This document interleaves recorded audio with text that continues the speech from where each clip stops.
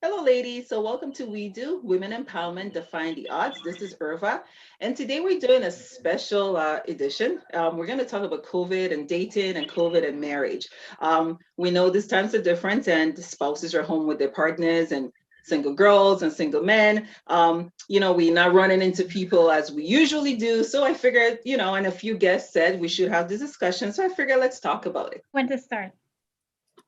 So I was thinking, even being married, and I was listening to one morning during my workout. I was listening to breakfast television, and they wanted to ask callers that were calling in what the partners' relationships in terms of single and married women and men thought about their partners in terms of during COVID and how it impacted them in a negative way. So my husband always said to me, put a pin in that. Who's my husband prides himself in taking care of himself, grooming himself, making sure his hair is cut. If he can't get it cut, he'll do it himself. So, which is amazing, and I love to see it. That's great that he prides himself that way. During COVID, I just kind of fell off. I was like, I don't have to. I'm not always on the camera, so my hair was like, this is nice and dressed up. Right? I wasn't looking like this every day, right? So I remember back to breakfast television, the men called in and said most of their issues was seeing their partners in track pants and tracksuit. I was kind of shocked because I'm like, oh, it's not just my husband having that issue, right? And the women were concerned about finances, Mhm. right? And the men were concerned about two things: seeing their girlfriends and wives in track pants and Amazon boxes coming home every day. And I was like, Yes, that's me. yes, yes. Right? So since that moment, I just said, okay, you know what? Sometimes I'll look like this. I'm not going anywhere, but I'll do my hair. Maybe I'll put on a little bit of makeup, but Mhm. I'm not always in the track pants anymore. My head's not tied up, right? So Mhm. I'm looking different because I wouldn't normally look like this every day during the day Mhm. if I was going to work and coming home from work, right? That Mhm. would be like my bedtime look. And then when I want to, the ugly weekend where you're doing your facial mask and you're doing your hair, that doesn't happen often. But I just realized as a married woman, I need to keep myself looking attractive as well. Mhm. He's Wow. doing Okay. it. It's I need to he's doing it and I appreciate it. I'm Mhm. pretty sure he'll love for me to do it as well. And during COVID, all of that came out, right? I didn't realize I was like I was working in bed. I was walking around with my slippers on, Yeah. right? So maybe instead of 5 days a week looking like that, maybe 2 days out of the week, right? Yeah. Mhm. And putting on normal clothes. Sometimes I'll just have my nightgown on all day, kind of thing. So Mhm. putting on regular clothes and it actually made me feel good. And he never said anything about, oh, Marsha, you were like, he'll say, are you going somewhere? Are you going out? Like, no, I'm just, my daughter be like, Mom, you going out somewhere? Because I'm like, oh my gosh, this is how they see me every day since Mhm. COVID.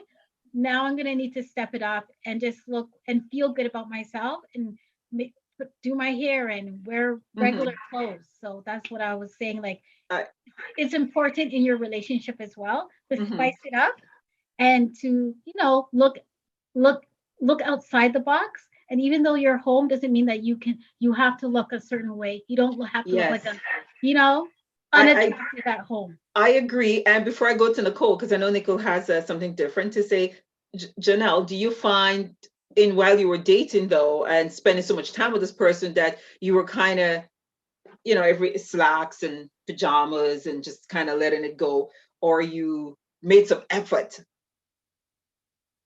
I think there was a temptation initially to kind of slide into that, but I felt like I was a little bit more intentional. I did try to make effort because, of my profession, I'm mostly in scrubs every day. I'm at work. I work most of the time. And so, I felt the need to sometimes, get dressed up, do my hair, do makeup, do different things like that. So I was more intentional about it, Mhm. especially, Mhm. when I was off of work. And I would myself too. I think Marsha, I came to visit you a few times. I really put the effort in dressing up. Not when I dropped the kids off at piano, Nicole.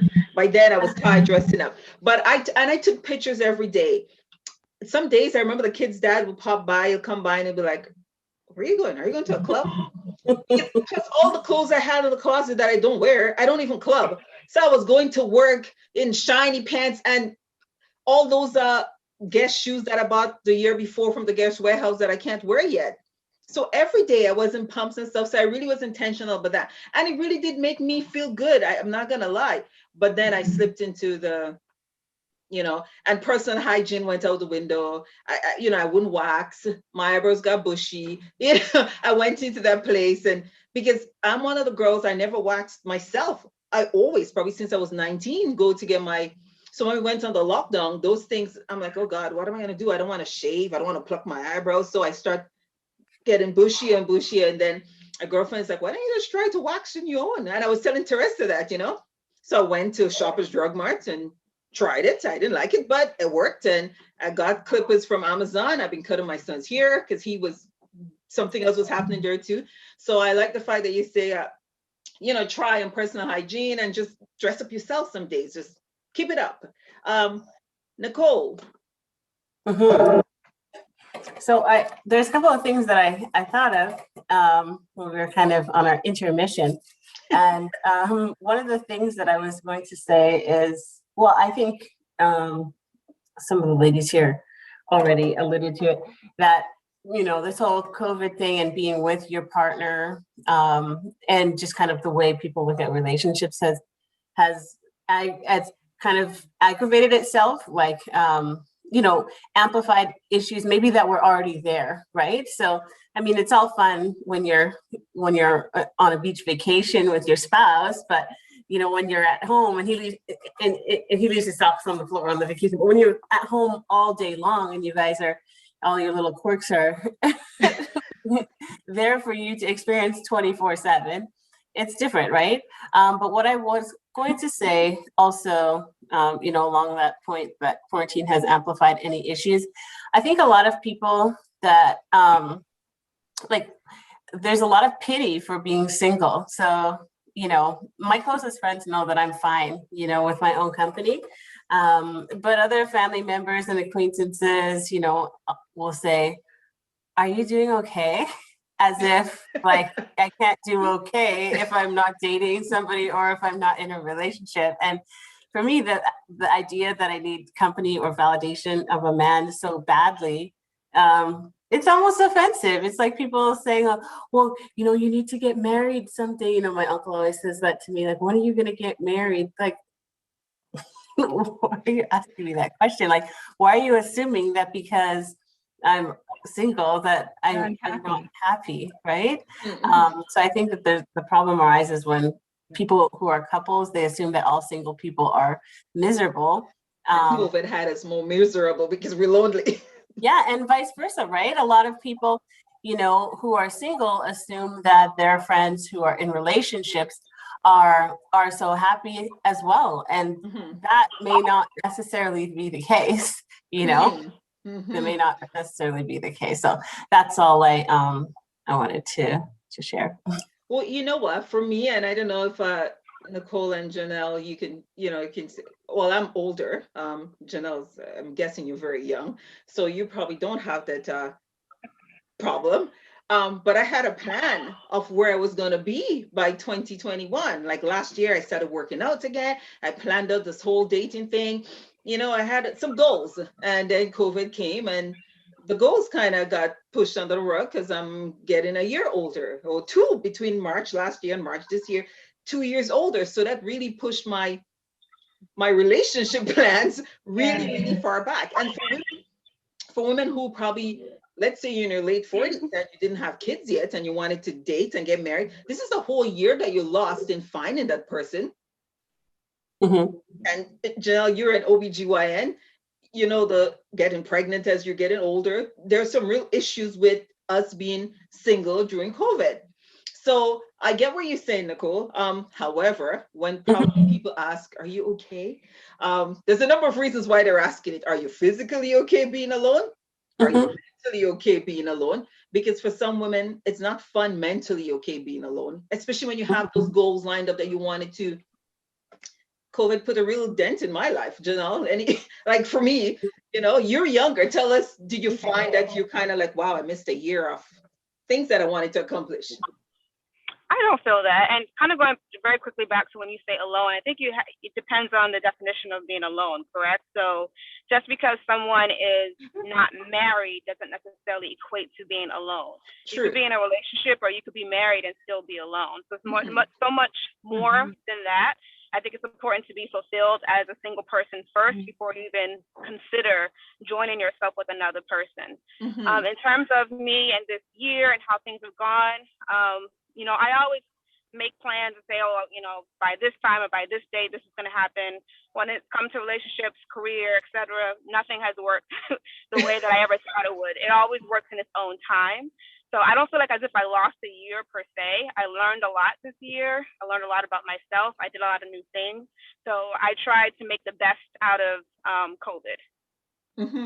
So I like, and I think in many of my interviews, I said that too. And if you ladies share the same testament, then say it, you know. For me too, I learned a lot, and even trying to date, though it was difficult, and it is difficult trying to date in COVID, because I really do think, I remember, you know, a person met me and they wanted to meet, and I'm like, I can't get intimate with any person, especially, and I listen to views. I know it's so odd, all the things that for me, at least, that I think about when I meet this guy, I'm like, what's you taking COVID? And if he's one of those guys like, you know, it's a lie, I'm like, okay, we have a problem already, you know. You don't need to wear a mask, you know. I'm like, oh yeah, we have a problem, because I have young kids and I believe I need to wear a mask. So now I don't trust this person because I don't know what this person does, you know, in their daily lives. What I find though we lost the organic flow of being in a relationship, I found though that I like the fact that we were very far apart from intimacy. So I really got a chance to learn about someone, to talk to that person every day, probably without seeing them in months, and just build that. And there was a show once, sometime last year, that I caught where you had to meet somebody in 7 days, not seeing them, and then propose to them. I don't know if you guys saw the show. So then I was like, wow, that's a really bad show. But now I'm like, this is not bad. You really get to learn about a person without seeing the physicalness and the intimacy and all this stuff. So anything else that you guys want to share? You made some really good points. So I like, you know, you guys talk about, you learn about yourself, space. Teresa learned that she really missed the interactions with people in the office. And that also is another part. Mental health is another issue there, because yes, a lot of people do need to have interactions every day. I'm one of those. I enjoy working by myself at home, so I liked it. It really didn't bother me. So I mean, and then I'll go over to work out at Lasburn. So anything else that you guys want to share with any of the viewers, any of the single ladies, anything you want to add? I like Janelle that you said, you know, being alone, and define being alone, because yes, being physically alone doesn't mean you're alone. And there are married people, which I learned in COVID, a lot of that happened. A lot of married people were alone. So anything else we want to share in closing, ladies? Anything you want to tell? Mental health is very important. So especially during this time, I think you may have touched on that before. So there are a lot of people that, you know, depression is coming up, and, you know, some people do feel literally alone, or they're dealing with COVID, or having family members who died from COVID, or just kind of being excluded or being isolated. And so we're seeing more and more mental health crises. So I also wanted to kind of put it out there that, you know, trying to make mental health also a priority. We, you know, make our physical health a priority. We should also make sure our mental health is a priority. So that would even include, you know, seeking out a therapist and talking to somebody.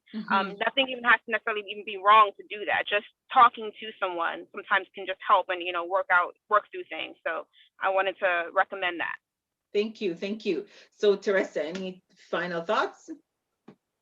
No, I think we kind of like touched it.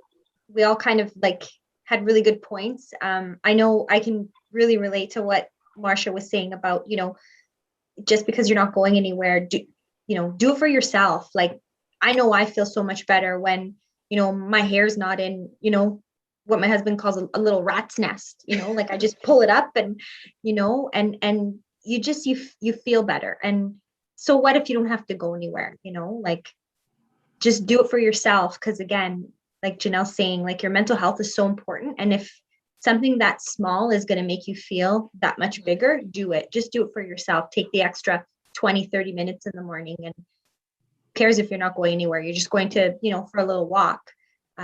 It does make a world of difference. And that one little tiny thing can do a big thing for your mental health. Perfect. Thank you. Nicole. Yeah, sure. I think that it's just important for us all, whether we're single or whether we're married, just to check in on each other. I think that, we're all isolated. We're pretty much in our bubbles, in our house, by ourselves. But I think that's important to check on your friends, your strong friends as well, because I think that this time has been stressful for a lot of people, and in a lot of ways impacted people's happiness, whether in a positive, but also maybe even a negative way. So I think that it's just important that we're checking in on each other. I like that. Actually, it's a good point to check in on each other. Marcia. Just to piggyback on what everyone's saying, I totally agree what everyone's saying. It's important. Mental health is important. Checking on your girls is important, because, like I said, feeling isolated that also includes like your friendships, right, with other people. And just like Janelle was saying, like mental health and counseling, I always thought before I came into the field, you have to pay for mental health. You can pay for mental health, but mental health is also free. And because of COVID, we have free counseling on the phone. We have, there's phone counseling, there's Zoom counseling, all that's free. They have walk-ins sometimes due to the capacity, you can get walk-in counseling, and that is free as well. And maybe I can tell Irva at the end where you can get free counseling, because I'm in the field. So just talking to someone is like amazing, if you don't have someone else to talk to. And many of us, and I know Irva and I were talking about women who live with abuse. So with that, they need to talk to someone. There needs to be an outlet for depression, an outlet for our mental health. So I can share that with Irva at the end, and then she can put it online or do whatever you need to do with it.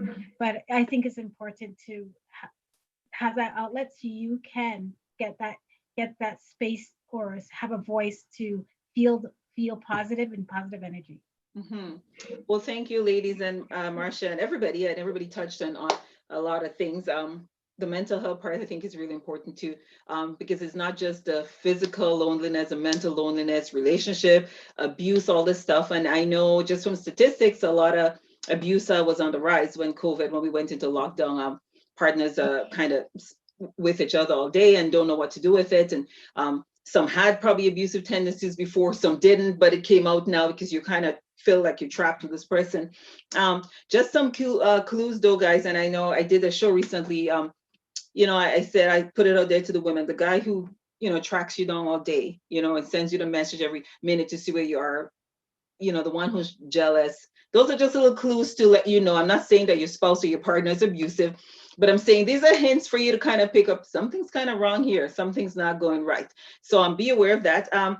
One of my guests also pointed out, getting therapy or anything like that, counseling, it doesn't have to be when you have a mental health issue already. It's just a tune-up. Go get a check-in. You feel like talking, call somebody. As Marcia said, there are free resources out there. Do your check-in. Call your girlfriend, call Nicole, call Teresa, chat with your husband. If the issue is your husband, maybe talk to someone else, right? And I know at the start, a girlfriend and I were joking earlier in last year, and we were saying, but it is serious. And, when you think about it, that people who were having side relationships before COVID kind of got themselves in positions where they couldn't have side relationships. So they're trapped in households with women or men that they weren't in real relationships with, which kind of put pressure and led to abuse and all this stuff like that. So guys, if you know you're in one of those situations, try to reach out and get help. Marsha's going to give us a number. We're going to pass it there. Thank you to all you ladies for letting us know what it's like to date or be married in COVID. It seems like a lot of positive things came from it, so that's good. I'm happy to hear that. The world is not upside down yet. So,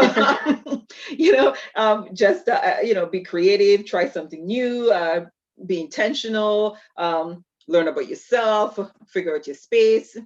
Maybe working out with him is not the thing for you. Maybe stick to your routine, but you can take a walk together. There's a lot of things that you can do together. Teresa, quickly before we go, and I don't know if you want me to share this, but I thought that was funny when we were in lockdown, how you used to have to Oh, actually, I can't say it. Tim Hortons runs, how different that became going to Tim Hortons than when you Yeah. were not in lockdown. Do you care if I say? No, it's okay. I'm okay. Okay, so My secret's out. oh, perfect. So, guys, before we go, Teresa is my neighbor, and I would see Teresa in the day. And one day we're chatting because we're doing our 6 feet, and Teresa said, "Oh my goodness, because I have to go to Tim Hortons," but her and her husband made up had they shouldn't be doing Tim Hortons during COVID, right? So she would turn the cameras off because she's working from home. She'd go to Tim Hortons. It was my affair. She'll come back, she'll eat her Burger King and all this stuff. She'll walk to the mailbox, throw the garbage there. No evidence. Because it was like the COVID police when it first started, like, oh, just, make sure, we shouldn't go to Tim Hortons, we shouldn't go to Burger King, we shouldn't, have any of that. You never know, right? Because we didn't know how bad things were going to get. Mhm, But there's mhm. just those days where you just really want something. So I would go and, make sure like the doorbell camera was off and, nobody would see me leave. And I would have my little snack and, like Irva said, go to the mailbox, throw it away, and done. Yes, it was that serious, but thank God his husband's a funny guy. So he probably thought that was funny. And I saw Nicole, because we all live close enough. I saw Nicole late one night, actually. It was dark. I was afraid for you. Where was I going? Who is this girl? Because I couldn't tell in the dark with my high beam. I'm like, why is this girl walking by herself? Oh, I was exercising. She was. So that's really good. And you it worked out you a lot. You did a lot. You did pretty good during COVID. Gained some weight, lost it. I lost 24 pounds on Oh, COVID. amazing. That is really good. That is really good. Janelle, before we go, anything extraordinary you did? I see you outside to Janelle a lot. So Yes. I mean, I lost weight too. I lost 20 pounds. whoa. Fantastic. Good for you guys. Mm-hmm. That's So we're good. going to be coming out looking like quarantine snacks, okay? Yep. So summer 2022, the married ladies and the single gals are going to be out in our swimsuits. We're ready for a lakeshore vacation spots. Some of us are probably going to be 70 by then, but we'll be and fit. So, anyways, lady, thank you so much. Thank you for making this fun, and thanks for just sharing with everybody out there. It's okay. Mm-hmm. I mean, we're all in this together, but we're doing okay, and there's a lot of things we can do okay together. Mm-hmm. Thank you. Remember, guys, to like, to subscribe. We do, and our email is wedo7806@gmail.com. And I want to thank all you ladies for your time. Thank you. Welcome. Thanks for having us. Bye. Bye. Thank you. Bye, everybody.